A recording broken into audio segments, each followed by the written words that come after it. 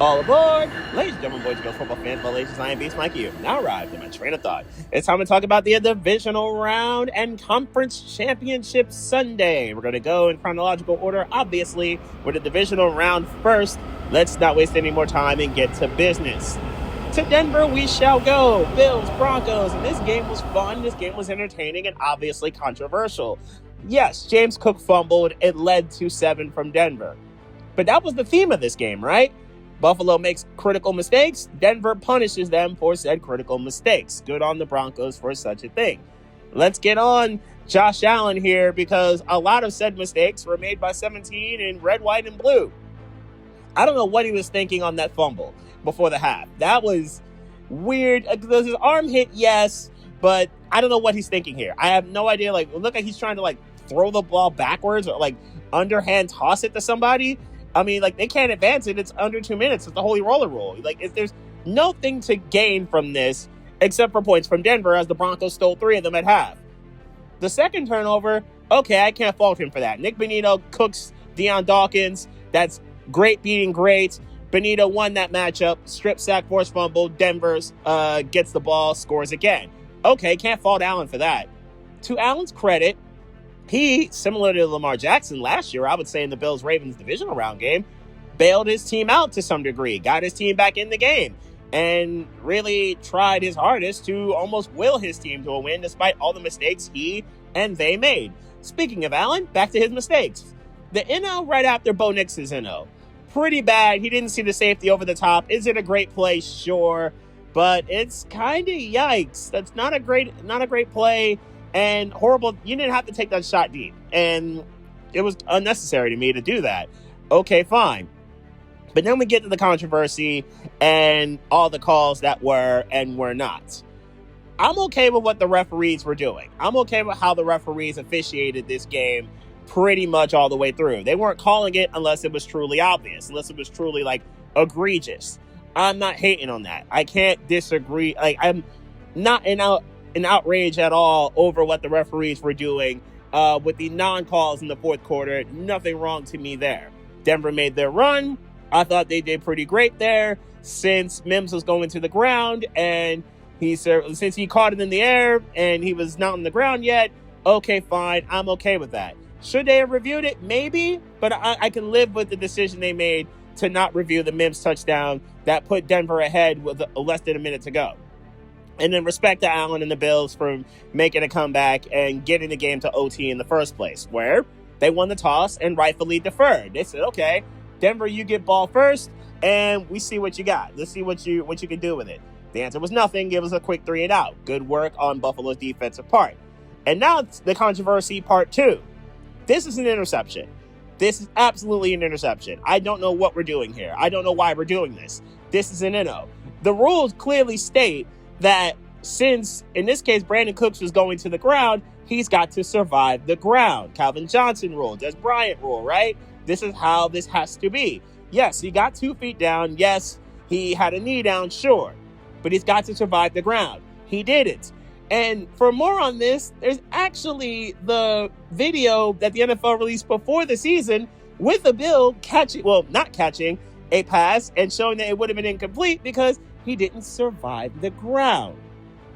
This exact scenario happened, except there was a person there, Jaquan McMillan, as opposed to no one there in the demonstration video in question. This is not a catch. This is an interception. The referees got this right. And I don't know why this that controversial, and I'm not really tripping that they didn't review it. Should they have? Maybe. But this is an interception, and this is pretty obvious. I don't know why we're actively not just going with this, because it's an obvious play. Denver did the right thing. All right, let's get to the pass interference that was called the first one. I don't love this one. I don't think it was that great of a call. And even if you don't call it, and honestly, I probably wouldn't have, Joey Bosa roughed the passer. So it's a 5-yard difference. Okay, cool. This is still a penalty that advances Denver for a chunk play. All right, we move. The second pass interference that effectively ended the game absolutely was pass interference. I will hear nothing otherwise. And it was completely necessary by Tre'Davious White, because if he doesn't touch Marvin Mims, Mims cooks him for a touchdown, and Buffalo loses by 6 as opposed to 3. Which Buffalo lost by 3 because Will Lutz buried was a chip shot field goal. It's a wrap. Denver goes on to the AFC Championship. I think that's the proper ending of this game. Denver took advantage of Buffalo's mistakes. Buffalo couldn't take advantage of the one true mistake that Bo Nix made. You aren't supposed to win a turnover battle in a game with a turnover battle 5-1. You're not supposed to win that game. Buffalo wasn't supposed to win. It simply didn't. That's what it is. And now it's a shame that Bo Nix broke his ankle and is obviously not playing on Sunday, but it's an unfortunate consequence. Denver was simply better. And when they absolutely had to be, Denver was better. Let me get back to these Bills real quick, because all of this chaos that they themselves have caused on their organization is absolutely hilarious and absolutely awesome to see from a fan's perspective as an op. They are, I would consider, and there's maybe some Red Pill talking, because admittedly I've watched a little bit more Red Pill content over the last year than I expected to, and I'm glad that I have, because it's allowed me to learn some things. Accountability is a real thing. The Bills and their fans are not accountable. This goes to the organization. This goes to the players. They are not accountable. They have not been accountable for their mistakes. They whine and cry about rules that need to be changed because they are the victims of said rules that were already in place and were fair at the time. And then they still don't win and then blame other reasons for them not winning. They are not accountable. They are the spouse that, or the significant other, or the husband or the wife, and obviously Rebel Content would argue that's more so the wife, that they're not accountable. They don't learn from their mistakes. They make other mistakes and then try to deflect and blame other people and blame other entities. They're unaccountable. Let's examine why. Let's examine this. And we could go through all these losses where the Bills don't lose normally either. And I could go through the accountability stuff as we go. The only two I would consider normal, and I'm not even sure the first one is, in these 7 playoff losses that Buffalo's had in a row. The Houston one in overtime, where Josh Allen was better as a running back / runner and a receiver than he was as a quarterback. You don't believe me? He was terrible as a quarterback in this game and caught a touchdown pass. It was not good. And obviously that game went to overtime, and Deshaun Watson bailed out the Texans, who weren't all that great either, but they was bailed out by Watson and a little bit of J.J. Watt, because J.J. Watt was still a beast at this time. The next one, okay, the AFC Championship loss against the Chiefs round 1. This is normal. This is fine. There's nothing here to really worry about. Kansas City was simply the better team. Nothing here to worry about. That's maybe the only true normal loss here, where there's no controversy, no asterisk, nothing here. And then we get to 13 seconds, where Buffalo obviously got the rules changed, where ironically, when Kansas City had this exact scenario a few years prior against the Patriots, where both teams didn't get the ball, and Kansas City voted for this exact rule that Buffalo got changed, Buffalo voted against it when it didn't affect them. Lack of accountability is a real thing. Like I said, Buffalo's not being accountable. When the real reason why they lost wasn't because they didn't get the ball in overtime, it's because they didn't stop Kansas City from scoring in 13 seconds. That's their own fault. That's not the officials. That's not the NFL. That's not the refs. That's on you, Buffalo. You did this. And the only other normal loss I would consider here is the Bengals loss, where they, from the word go, were not the better team against Cincinnati. It was on the road. It was at home, obviously, in the snow. It was all the momentum from Josh Allen being terrible against Skylar Thompson the previous week, and Josh Allen wasn't much better against the Bengals this following week when they actually had to play a starting quarterback, and the Bengals, from the word go, ripped them apart piece by piece. This is basically normal because Cincinnati was light years better in this game. Then we get to wide right 2, which from the title of that, wasn't normal. They even then had their chances to prevent this. Josh Allen was way too aggressive. The receivers didn't have hands at the most opportune times. They, for some foolish reason, Sean McDermott, I don't know what you were thinking, decided to do a fake punt from their own 30 with Damar Hamlin on some Disney-type movie hero flows. That was a terrible idea you got bailed out from because the Chiefs made the one critical mistake they made in this game, and you still lose because of Josh Allen being way too impulsive and taking shots downfield. And of course, you deserve to lose that game. Kansas City was slightly better, and you lose it by the most brutal way possible in Bills history. Wide right 2. You deserve to lose. Run it back. Kansas City AFC Championship, the tush-push plays, where you went for it on 4th and inches, you didn't get it, the referees reviewed it, they weren't going to change it because that's what they called on the field. Had they called it the first down, they would have probably left it as such. After that, you still had chances to win. You had one last shot to do what Kansas City did to you a few years prior. Just go steal the game in Arrowhead, go to the Super Bowl. You had a chance to do that. You failed. You didn't do it. You simply couldn't stop a blitz that was coming at the most opportune time by Spagnuolo. Kansas City stopped you on 4th down. Blouses, you lose. You tried to get the tush push banned, only for Buffalo to use it time and time again in almost every situation that they absolutely had to do it with Josh Allen. And 5 times in these playoffs, that's how you beat Jacksonville, which is kind of ironic that you decided to go this route. And that brings us here, where time and again you use the tush push, and time and again you got the coin toss, you got the overtime, you got what you wanted in all this situation. And now you're probably going to try to change the rules on getting the catch rules changed when the rules were followed. Again, that's an interception. What's one more reason why we know the Bills aren't necessarily accountable for their actions and mistakes? Look at what happened with Terry Pegula and Brandon Beane after Beane, for some reason, got promoted after Sean McDermott got fired. I'll get to McDermott in a sec. Not only did they throw the coaching staff under the bus for the Keon Coleman pick, they basically lined them up as speed bumps and ran them over with the bus. They weren't trying to act like they have any fault or responsibility for picking Keon Coleman, who's been a total bust and needs to get out of Buffalo now, because let's face it, they don't like this dude. They do not like Keon Coleman at all. And they're trying to distance themselves as far away from him as humanly possible. It is absolutely insane and absurd. And now let's get to the McDermott part of this, where, to be honest, it's wild how they did it, how basically it was an impulsive decision by Pegula to say, you know what, after this game, he's going to fire him. To be honest, I think it had to happen. I think it needed to be done. They needed to do something different. It's been the definition of insanity for these 7 years with Allen and with McDermott. It's been the definition of insanity, like I said. They had to do this. They had to do something different here.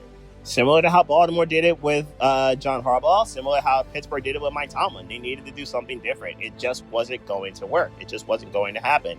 And you can sense by the reactions that the Bills players had after the game, they realized, I think, like a lot of us outside of Buffalo realized, this was their best shot. This was their best shot. No Mahomes, no Burrow, no Lamar. All 3 of these guys, aside from Allen, all their peak of powers as well. Allen's turning 30 soon.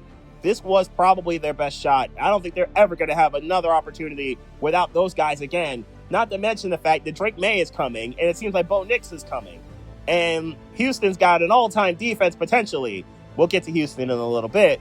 They're not going to have a shot like this, where the road is so clear, except for obviously playing at home. They're not going to have another opportunity as good as this one's seen, and they still couldn't get to the AFC Championship game. Face it, Bills, this is your own fault. This is all your own fault that you didn't get to the Super Bowl in this run, in this era. We came at Baltimore. A lot of us did come at Baltimore for similar things, for similar mistakes. They found ways to self-destruct. What are you but the Ravens, but in playoff form? Where Baltimore does it in the regular season, sometimes playoffs. Buffalo does it in the playoffs, sometimes regular season. What are you but a different version of the Ravens? You deserve the same amount of criticism as Baltimore does. Let's keep it a buck, and probably more since, again, no one's had a clear road like this. You're the best QB here, and it's not close, and you're still not getting there. And now you're telling me that there's a real chance that Drake May goes to the Super Bowl in year 2 and his first real shot to get there. It's not a good look, Buffalo. You did this to yourselves. Through all of this inefficiency with the drafting, through all of the mistakes that you've made, it's on you guys. You did this to yourselves. You got the best job available now that Jesse Minter is taking the Charger job. But Buffalo, it's on you to capitalize in this Josh Allen, James Cook window. And you got to fix this roster fast because New England's coming. And we don't know who else may be coming with them. The next wave in the AFC. Plus, Kansas City's probably not done, and neither is Baltimore for that matter. Cincinnati, your defense, I don't trust it. But the other teams are coming in the AFC. It's going to get a whole lot harder for you to get to a Super Bowl with Josh Allen in this era.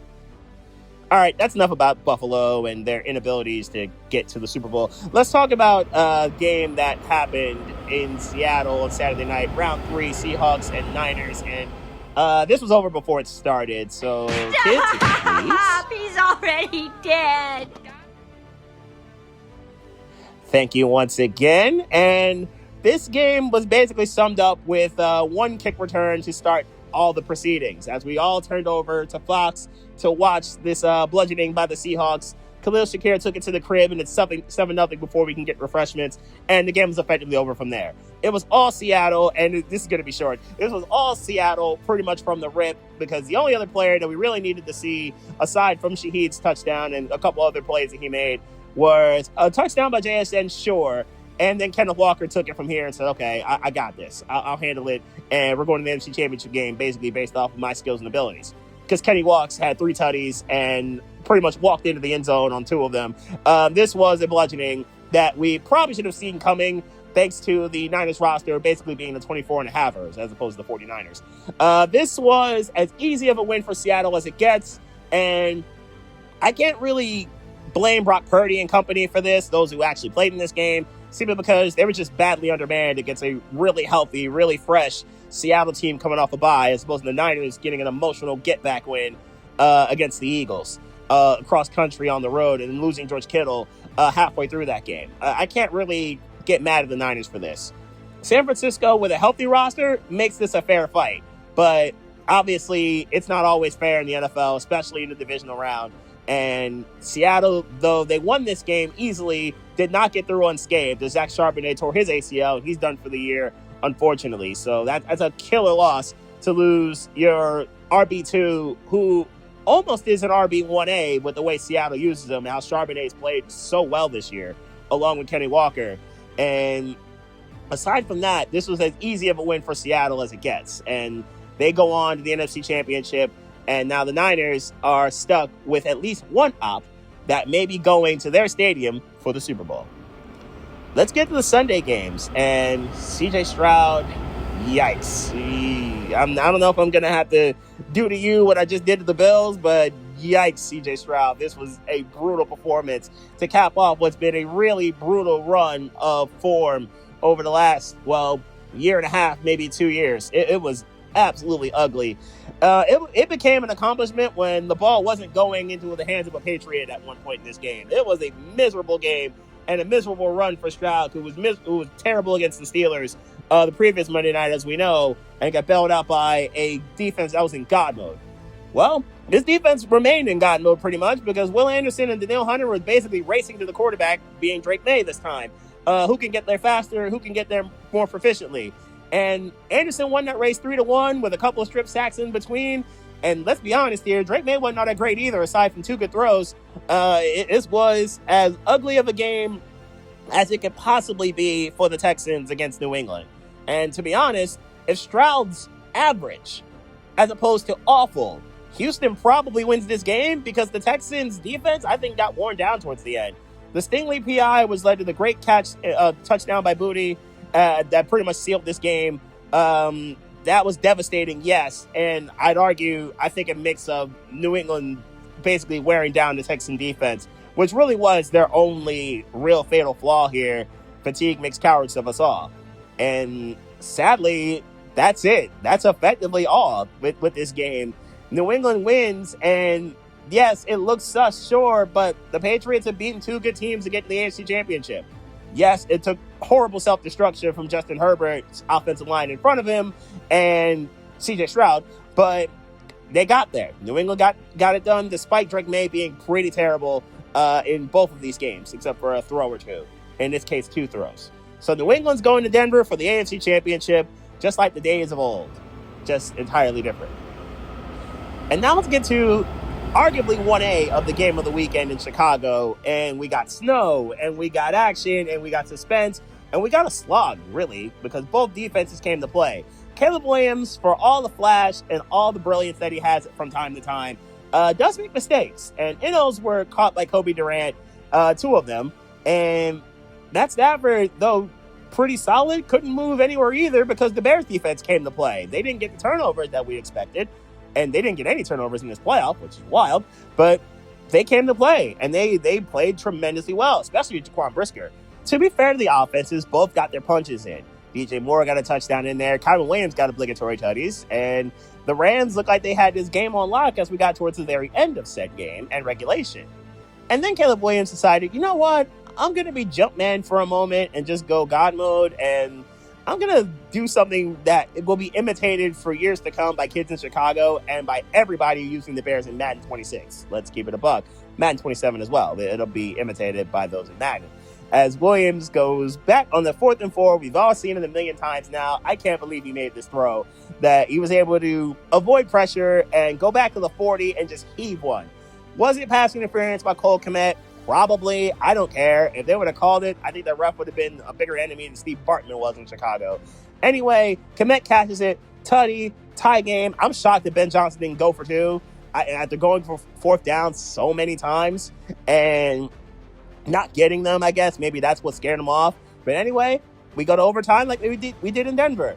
Rams get ball first. All right, let's get it. And the Rams get clamped up, similar to how Denver gets clamped up. 3 and out. All right, Bears get the ball. Cool. I like it. I dig it. Bears get the ball. Bears can win it. Next score wins. Let's go. And then Caleb makes his final mistake, similar to Josh Allen did. It was 3 NOs by Caleb as opposed to 3 by Allen.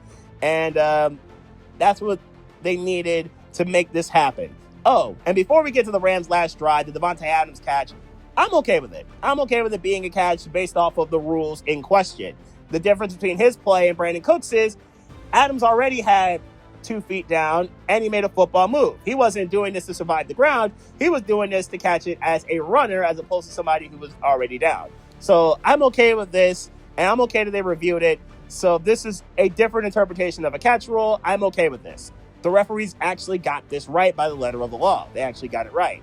And by the time his knee was down, that's it. Because Adams had 2 feet down, made a move, and then obviously fumbled it after the knee was down. The Bears ripped it out from him when the knee was down. I'm okay with this. This is fine. I think the referees did the right thing and did the right thing by reviewing it. Cool. Now we get to the last drive. An obvious catch that Devontae Adams made with no asterisk or no controversy. Great throws and catches by Stafford to Adams, or Stafford to Nakua, or Stafford to whomever he was throwing it to set up the field goal by another thicker kicker. It was buried. The Rams actually have decent special teams for once.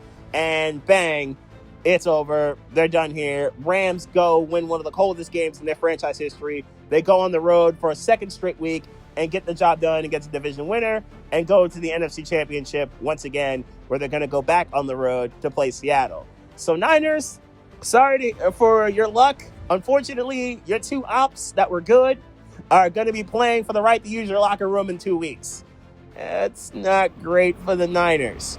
But what was great were my picks. I went 3-1 this time as opposed to 3-3. So all good there. 6-4 for the playoffs with 3 games to go. Let's get to these 2 of the 3 games left in these playoffs. Conference Championship Sunday. We're going to start in the AFC, and we're going back to Denver for Patriots-Broncos, just like the days of old. In 2014, the Patriots were the 2 seed going to the 1 seed Denver Broncos for the AFC Championship, the 13-14 season, heading into Super Bowl 48. It was a good game. It was an entertaining game. It was a game won by Peyton Manning and company as the Broncos went on to the Super Bowl. Bronco fans don't want to talk about what happened 2 weeks later when they played, I would say, the best team of this millennium in the Seahawks, but it happened. Denver went to the Super Bowl, and things didn't go quite well for them once they got there. Then in 2016, this is the 15-16 season now, they ran it back, and they went back to the Super Bowl as 1 seed Denver hosted 2 seed New England. This was another very entertaining game, and this is another game that Denver won, where this was the last battle between Peyton Manning and Tom Brady, as Peyton Manning played his final game as basically a fossil, and ended up getting a win basically because Von Miller and the defense carried the offense to victory and won Super Bowl 50. Peyton Manning goes out as a 2-time champion. Von Miller was in God mode, so was the no-fly zone that was the Denver defense, as they beat Carolina. So now we fast forward 10 years later from the second installment of Patriots at Broncos AFC Championship, 2 seed at 1 seed. I think time is a flat circle, you could say, as it's 2-seed Patriots at 1-seed Broncos once again, but this time, the cast of characters is entirely different. Mike Vrabel obviously being the new coach there, Sean Payton being there in year one, well, really year two with Bo Nix, and we move. And we move, well, without Bo Nix because of the broken ankle, and it's Jarrett Stidham, who was a Patriot once upon a time. He was on a Patriots team that was pre-Drake May, and they were tanking, and they were, well, really, actually, they were just terrible. They weren't even tanking. They were just bad. And now Stidham has the task of basically being Nick Foles 2.0. What did Nick Foles 1.0 do? Well, he ended up beating the Patriots in a Super Bowl, as we know, and ended up catching a pass in said Super Bowl. Tom Brady could never. And then we move on to, I think, what's going to be the biggest key of this game. Not necessarily the quarterbacks, because Stidham hasn't played in a year plus, and Drake May's been bad in these playoffs, except for, again, a couple of throws here and there. The defenses. And when it comes to New England's, their defenses played pretty well. Sure, they were able to basically get to Justin Herbert through those turnstiles, they call an offensive line out in Los Angeles, and CJ Stroud basically self-destructed in a hilarious fashion, similar to those on Beauty from FX. If you haven't seen that show, I'd watch it. It was a disaster class of all epic proportions. But in this case for New England, their defense has been sturdy and efficient. They have covered up a lot of Drake May's mistakes by causing the opponents to make mistakes of their own. Good job there. Can they do so against a quarterback they know all too well in Stidham? I think it's possible. I think it's very, very feasible for the Patriots to get after Stidham and make him make mistakes, despite the fact that Denver's offensive line's been tremendous pretty much all the way through this entire year. Can Denver's O-line keep that up? Can J.K. Dobbins get back? There's rumors and there's word that he's been practicing this week. Will he be healthy? If so, that's gigantic. Sure, R.J. Harvey and company, they've held it down running the football without Dobbins. But their run game, Denver's wise, has been so much more potent with Dobbins in it. And then we go to the other side of this, where the Broncos defense has played tremendously well for a lot of the season. They've been tremendously opportunistic, and their pass rush has been dominant. I am very concerned for Will Campbell against Nick Bonito. That is a huge concern. If you're telling me Bonito can beat Deion Dawkins, like I mentioned before with the strip sack, and how Bonito has played tremendously well, especially over the last 2 years, I am a little concerned that Campbell, can he deal with Bonito one-on-one, knowing full well that Denver is bringing pressure on the opposite side from every other side for that matter? I'm concerned that Denver is going to be able to cause mistakes for Drake May and cause some turnovers, which I think is going to be the obvious big key here for the Broncos. Can they force enough turnovers? Maybe not 5, but can they force turnovers? And more importantly, can they do what they did to Buffalo, where they scored 16 points off the 5 turnovers they forced, and they scored on 4 of the 5 turnovers that they caused. Obviously, the one that they didn't cause, they at least got it back off an Eno shortly thereafter.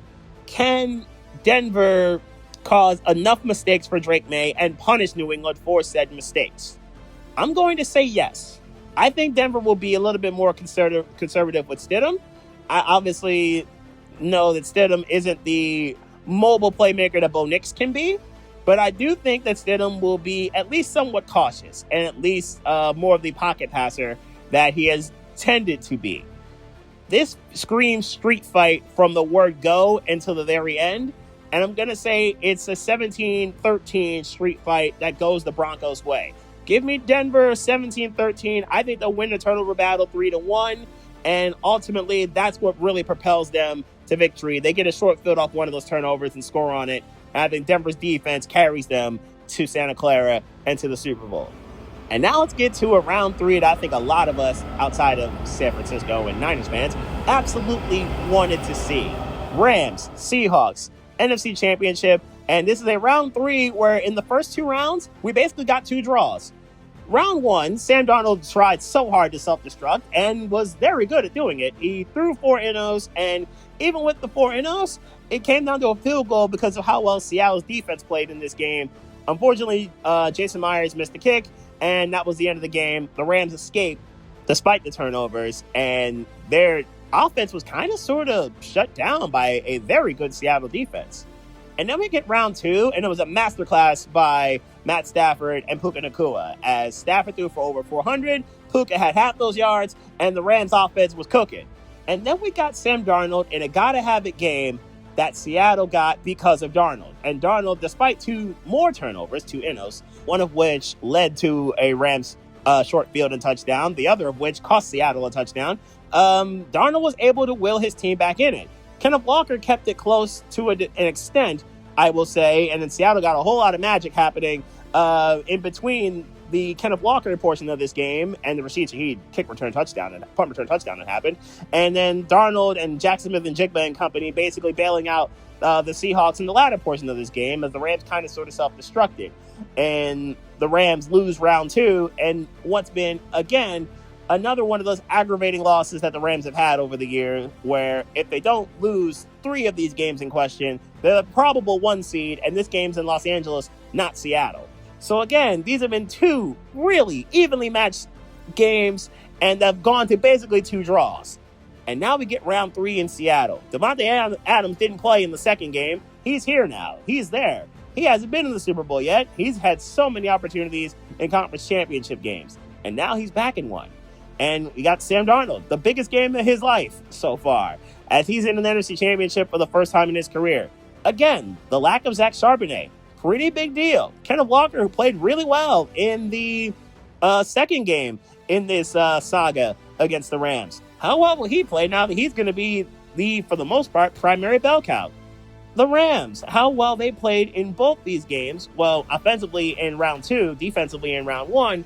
Can Stafford kind of avoid the slow start like he had against the Bears, or the slow middle like he had against the Panthers? Something big there. How will they cover Puka Nacua? I'm referring to Seattle. How do the Seahawks cover Nacua and Davante Adams now that they're both going to be there?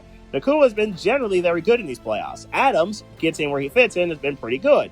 How do they cover the Rams' weaponry?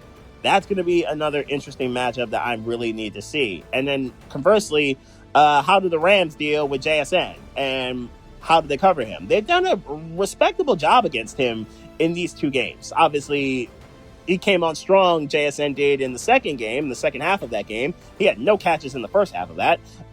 He cooked in the second half. How did they cover JSN? And for that matter, how do they keep the ball out of Rashid Shaheed's hands, who has been absolutely dynamic since he's come over in the trade with New Orleans? How do they keep the ball out of his hands? And how do they keep him from becoming a dynamic, dominant force in this game like he has been in games past? As I mentioned previously, part of why Seattle came back was because of that kick return, and that really changed the game around in round 2. As for round 3 and how I think this is going to go, I think it'll be similarly high scoring as round 2 was. I think it'll be incredibly entertaining like round 2 was. Not that round 1 wasn't, but it'll be aesthetically pleasing to the eye for a lot of us, as all of our eyes are going to be focused not only on these 2 games, but the blizzard that we are about to face in a lot of the parts of this country. Ironically, not really in Seattle, though. They're not really going to deal with all this. Anyway, I think Stafford gets ball last. I think Stafford scores another go-ahead touchdown and a big game. And I think the Rams are going to go back to the Super Bowl 31-27. I'm going to go Rams, win round 3. And the Road Warriors that Los Angeles has become, I think, will remain as such. They win round 3. They go to the Super Bowl. So there you have it. I'm sticking with my picks before the playoffs. Rams, Broncos, Super Bowl. That is what I'm going to predict for Super Bowl 60. It would be the only non-Super Bowl rematch of the 4. But which one are we getting? Are we getting what I predicted?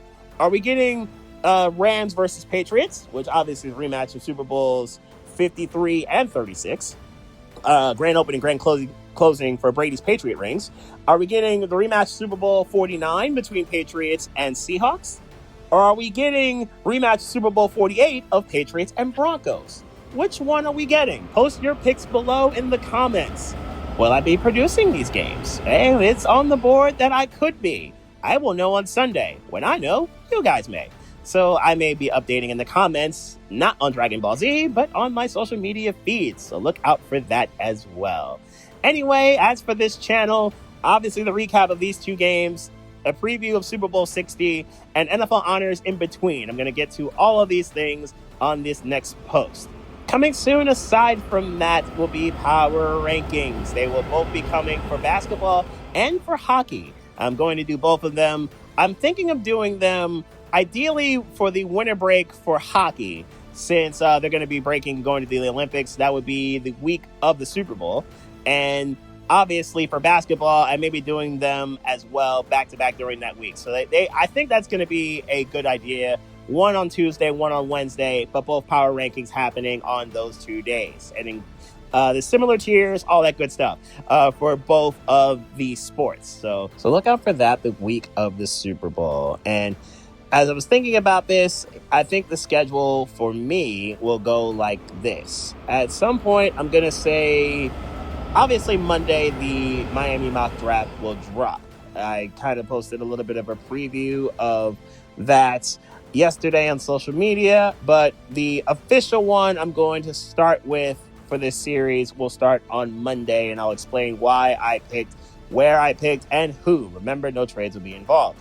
And then we're going to do on Wednesday or Thursday, more than likely Wednesday, will be the recap of Conference Championship weekend and the NFL honors predictions, and then obviously the Super Bowl. I'm going to do all three all at once. That's dropping more than likely on Wednesday. Then, for the week of the Super Bowl, obviously I'll keep up with the Miami Mock Mondays. That will be the Dolphins draft days, if you will. And then Tuesday and Wednesday will be the power rankings for the NBA and the NHL. I will decide this weekend which sport will go first. It will more than likely be NBA, but I'll decide this weekend on which sport goes first. So that's going to be the schedule for upcoming things. As for what's coming next, as I've kind of alluded to it, Miami Mock Monday. You will be the first stop of my next train of thought.